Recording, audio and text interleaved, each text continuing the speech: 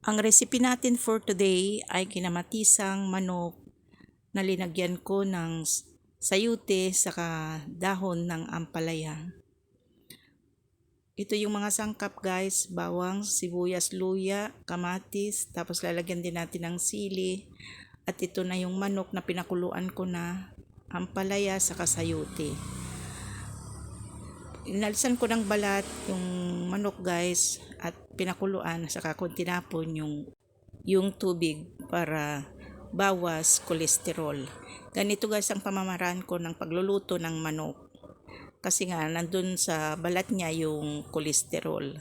Ngayon magigisa na tayo ng sibuyas, luya, saka bawang. Hintayin nating lumabas yung aroma bago natin isunod na ilagay yung kamatis. Yan, ligay na natin yung kamatis at hintayin nating madurog bago natin isunod na ilagay yung manok.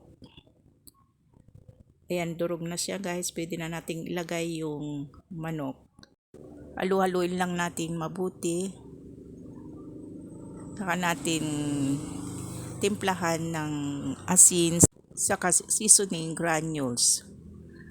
Kung sakaling naabot mo ang puntong ito, that means nagustuhan mo ang aking video. Kaya paki-like and share mo naman para makita rin ng iba.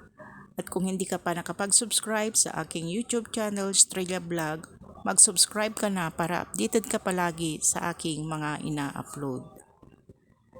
Ayan guys, lagyan na natin ng tubig at saka natin takpan at hintayin lumambot yung manok. Pagka malambot na, pwede na nating isunod na ilagay yung sayute. At takpan ulit natin. Hintayin maluto yung sayute. Saka natin isunod na ilagay yung siling haba. Kung hindi mo pa nasubukang magluto ng ganito, subukan mo na. I-try mo nang lutuhin para matikman mo. Yan, ilagay na natin yung sili. Tapos takpan ulit para maluto. Saka natin isunod na ilagay yung dahon ng ampalaya. Ayan guys, kumukulo na siya.